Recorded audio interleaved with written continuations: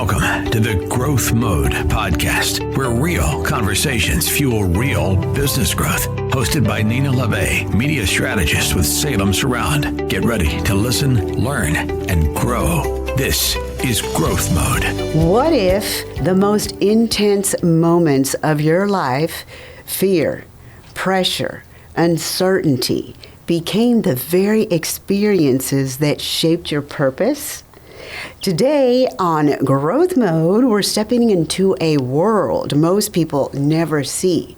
The intersection of law enforcement, justice, and second chances. My guest is Sal Martinez, owner of Freedom Bail Bonds and author of the newly released book, NARC Agent. It's a raw, eye-opening book that looks into undercover narcotics work and the realities behind the system. We're going to be talking about what inspired him to write the book, the lessons he learned working undercover especially, and how that experience shaped his approach to helping people today, and what business owners can learn about trust, visibility, and reputation from operating in high-stakes environments. This episode is powerful, thought-provoking, and full of real-world perspective. Let's dive in. Sal, welcome to Growth Mode. Thank you for being here. Thank you for having me, Nina. I'm so excited to hear about your story. You've got quite the story to tell.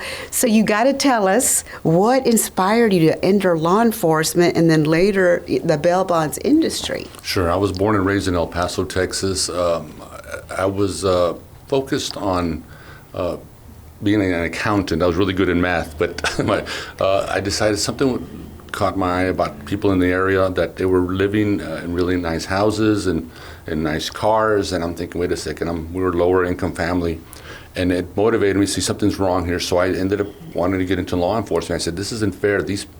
My family and all my friends were everyday blue-collar workers, and these people are making all this money and living the high life. And I said that kind of inspired me and sparked to get into law enforcement. I said, well, you know what, I think I need to be a crime fighter. So that's what, and on top of that, then I started watching a program called Miami Vice. Yeah. And I said, wow, that looks like fun. So I ended up becoming a state trooper and a DA agent. Wow. Was it everything you thought it would be? And more. I did, I was a real shy kid. I really was. And then as I became a state trooper, I had the big cowboy hat, and we had the old 357 Magnums, so I'd be walking around down the Floresville, Texas area, and then my confidence built as law enforcement. In law enforcement, again, you see a lot of negativity, but at the same time, you inspire and help people out. So I think that's what kind of built the foundation of where I am today. Right. Wow. So how did your time as a narcotics agent shape the way you see people and second chances? You know that working undercover, I was working in El Paso. I was very successful, one of the most successful agents in the area. Everything from tons of coke, tons of marijuana, pounds of black tar heroin. We would do buy busts. What that would do is we primarily used informants. Informants are the key to a lot of investigations. The dirtier the informant, the better and the deeper we can get into these organizations. So the basic ones were buy bust. We would buy the drugs from the bad guy, and then we'd arrest them. And then from there we would play tag. We'd ask them, okay, you're going to go to prison, or you need to go and tell me whose stuff this is. So we would go up the chain, and that's how we play tag.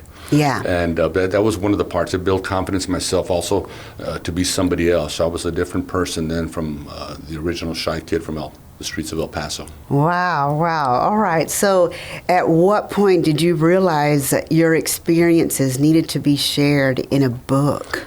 I wrote NARC Convictions of an Undercover Agent because I had some extraordinary stories. You talk to any law enforcement officer, they can tell you some crazy stories. Every day they see unusual things, extreme, negative, positive, but mine had something beyond just everyday situations of law enforcement. I went in deeper in also highlighting the mentality of law enforcement officers and the bureaucracies that they're working under, especially now they're under a great amount of scrutiny not only within their own agencies, but with the public. Yeah.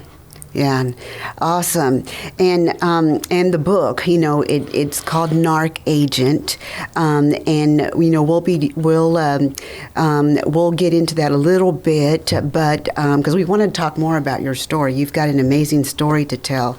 Yes, go get the book NARC Agent. It's available on Amazon. It's on Amazon for $19.99. Awesome. And there's awesome. a significance to that amount, but like I said, I'm not in it for the money. I just wanted to tell my story. And the actual title is called NARC Convictions of an Undercover Agent. I had to change the title because the Department of Justice was not happy that I used a DEA badge on it. So I ended up using a different cover. If you notice on the website, that there's cocaine and a gun and money, and that's pretty much what I was dealing with. Yeah. Okay. All right. So let's get into lessons, from your undercover work. What are some of the biggest misconceptions people have about undercover narcotics work? Well, there's a lot more than just excitement every day. There were some times of extreme adrenaline rush. Whenever I'd work in Mexico, I was told to work over there and not document a lot of the stuff because we were not supposed to be operating over there. I was working with Mexican cops, and we would develop certain investigations, and I got to see the Mexican version of the law enforcement techniques over there, and they were not pretty. Wow. What was your initial impression of the Mexican law enforcement? They were not getting the funding that our American system was providing them. Multi-million-dollar packages of law enforcement, and all of that was kept at the top by the upper echelon. It was never trickled down to the working agents. So there were a lot of times us in El Paso, our office was providing them with financial assistance for housing, for cars, for ammunition. Wow. It was ridiculous, and it was just very frustrating that we were over there trying to help these guys, and they also wanted to be crime fighters, but their own government was keeping them from being effective. So we were kind of helping them out financially, and also we were teaching them. A lot of these guys were men and women were trying to do the good thing for their own country, but the system itself was holding them down. Wow, oh gosh, that's sad. Yeah, and it still happens. It happens in a lot of these third world countries. We're providing them multi-million-dollar packages for law enforcement efforts, and it's not working. So how did working, say, in high pressure situations change your mindset and your leadership style? Well, I was humbled. I had an AK-47 in my face 4 different times while I was working in Mexico, and when you have a situation where you got a gun in your face, and my defense mechanism kicked in. Yeah. So I use that now. I have a wall around me. So the defense mechanism regarding that machine gun in my face, most people say, "Hey, don't shoot me" and stuff. Yeah. I didn't. I would turn it on in Spanish, and I would shoot them. I said, "Get that thing out of my face," and I want to talk to your supervisor right now, and you don't know who I am. And I wasn't trying to be brash. I was just trying, again, to show them, hey, wait a second, you're making a mistake, and it's going to be a critical mistake if you shoot a DEA agent, especially in Mexico. And there was one situation where we had an operation in Juarez, and there was multiple DEA agents working with a special unit of Mexican federal cops, and we're about to we're setting up surveillance on Amado Carrillo Fuentes. He was supposed to show up to a wedding over there, and we were in a nearby shopping center surrounding we were ready to move in on the ceremony and get this drug kingpin. And next thing you know is we all had kids pull up next to us with machine guns, hitting the window, and we had multiple agents. These were young kids working for the local authority or local cops there, and they were. They told us to get out of the vehicles, and I had a Mexican comandante next to me, and I had my gun with me, and I had a little submachine gun behind me, and I wanted to react and get it and shoot him, but by then I would have got killed. And so the comandante knocked some sense into me, said, "Let it go, Sal, don't do anything, just wait." So after about maybe 3-4 minutes, it seemed like an eternity with a machine gun in your face. All the agents, something happened, and the comandante told them to drop the guns, and they all lower the guns and take off. Yeah. So I said, wait a second, we would have had a mass murder of multiple DEA agents on that operation. And again, very few people know about that. Wow, gosh. Wow. I don't even know what to say to that, because that's, talk about stress, right? And that was one of the exciting times. There was multiple times that there were high-speed chases, and even going back to highway patrol. When I was a state trooper, I would see the worst in situations where I go to a house or help out local authorities, and there's a fight going on, family members, and you see the house is all torn apart. The kids, they're poor. The kids are in diapers, and it's very for a law enforcement officer to see that frequently. It does tarnish a little bit of your faith in people, because you're wondering, hey, these people don't have much, but they're putting their kids in this type of situation. So that was frustrating. On the other end, it was exciting to help people out on even changing a tire. I mean, the old days, you could pull over, help somebody on the side of the road, and I would get out there and I'd change their tire. You can't do that anymore. Times have changed. It's very sad. Gosh, wow. So what skills from undercover work still serve you today, like as a business owner? After 15 years of being in law enforcement, in the last over 15 years now, I'm a bail bondsman. So I've been to both extremes of the criminal justice system. So after putting them in, now I'm helping them understand the system. So regarding the bail bond business, I could go on and about how I enlighten people. Well, speaking of your bail bonds business, what led you to start Freedom Bail Bonds, and what was that transition like? That's something in the book. Again, if you want to see it, NARC Convictions of an Undercover Agent, there was a career change due to circumstances, and I think, like I said, we'll let the reader decide how what they think about that transition. However, being in the bail bond business, it's all about risk. So every day I get calls and say, "Can you get my husband out of jail? And what's the situation?" Well, we got into a fight, and they arrested him for assault. And okay, so I said, "Okay, but are you safe?" My priority is the victim or anybody related to that. So I'll make sure I do follow-up calls before I get that person out. And on the other side of the risk part is, if they don't show up to court, I'm liable for the amount of the bond. So the bonds could be anywhere from $1,000 to $150,000.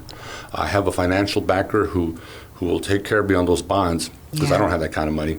So what I'll do is I'll get them out, and I'll just we charge bond companies generally charge 10%. And you'll hear gimmicks about, it's 1% or 2%. Don't fall for it. It's generally 10% or even more. And some of these bond companies, unfortunately, will take advantage of people's circumstances and take it for more money than just the 10%. So but I tell people, straight up how much it's going to be, and I even give discounts on some of my bonds. Okay, wow. So how does your background give clients confidence, like during one of the most, stressful moments of their lives? Sure, and the first thing they think about when they get arrested is, do I need to get an attorney? What do I do? And I'll tell them step by step. And not only that, after the case can last years, so I walk them throughout the whole process, and I don't give them legal advice, but I do enlighten them and tell them, this is what you need to do, these are your options, talk to your attorney, but initially we need to get them out. So let's say the situation I just said, a lady calls me about her husband, I end up bonding him out, the bond is $10,000, we'll charge her $1,000, but I'll do payment plans. And from there, she also has to sign a piece of paper, a promissory note, to be liable for the $10,000. So if her husband doesn't show up to court, I'm going to be suing her, and I'll be going after her. She'll be my primary source on this whole negotiation and contract, because she's going to be liable for that. So I emphasize that to the people that I'm getting them out. You're more important to me than the person in jail. Yeah. Wow. Okay. So what makes Freedom Bail Bonds different, from others in the industry? I know you said some others like to charge cheaper, and obviously cheaper isn't always better. But what makes you different? I take it personal. I know the system, how it works. Everything from being a top prosecutor in law enforcement, and going through the system, understanding the prosecutorial part. On the other end, now I tell them what their options are on the defense side. The defense attorneys will let them know the legal options, but I let them know this is what you got to be aware of, and again, I give them a heads up of what they're about to experience, because these cases can last years. I mean, somebody gets arrested today, they got to get bonded out, they got to get their vehicle out of towing, they've got to look for an attorney, and I just tell them that public defenders are probably the best option if you're financially strapped. And then from there, if you hire an attorney, they'll line them along the way of what their legal options are. But again, I just give them more of a personal aspect because I wasn't a law enforcement. Now I'm a defense on the defense side. Right. So, speaking of, like trust, reputation in the community, in your line of work, trust is everything. How do you build that quickly with clients? Well, first I introduce myself as a former law enforcement officer. I want them to know that I know where they're at, and I tell them about what law enforcement authorities were thinking when they made the traffic stop. A lot of people are saying, well, why did they pull me over? I mean, I wasn't speeding, or, I was almost home, and they got me for evading arrest. And I said, well, this is what cops are thinking. So I tell them on some of these scenarios what I would have been thinking at the time. And I tell them now, as on this end of law enforcement, you can understand our system is guilty till proven innocent, Nina. Right now, I mean, if you get arrested, everything's going to happen based on whatever the complainant said, what the officer wrote down in the report, what the judge thought at the time of with the magistrate, in which they read them their rights and set the bond amount, and then from there, the prosecutor, either the county attorney or the district attorney, they're going to look at all this paperwork and say, okay, this guy is going. We're going to either pursue a prosecution based on what a grand jury says, or whatever the judges decide on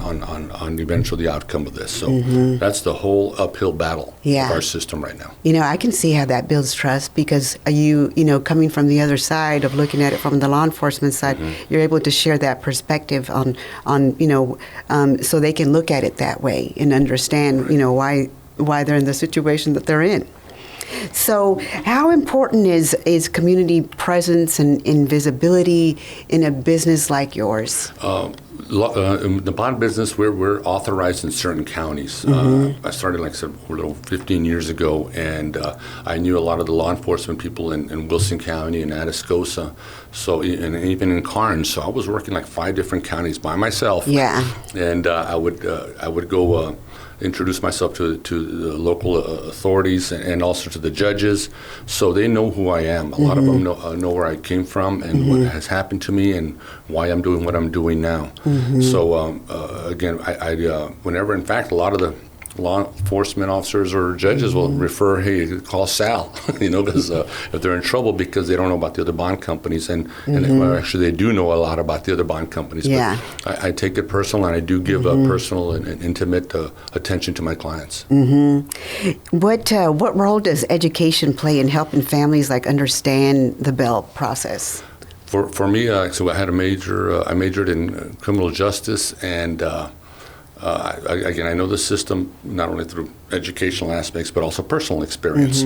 A lot of these other bond companies have, let's just say, assistants handling the phone calls, handling the decision making, whereas the owners really don't have any personal contact with a lot of their clients. So I do. I take like I said, I take my calls, and I'm very select. I don't, because our business is based on risk, and I don't want to be losing sleep overnight if somebody's running on me.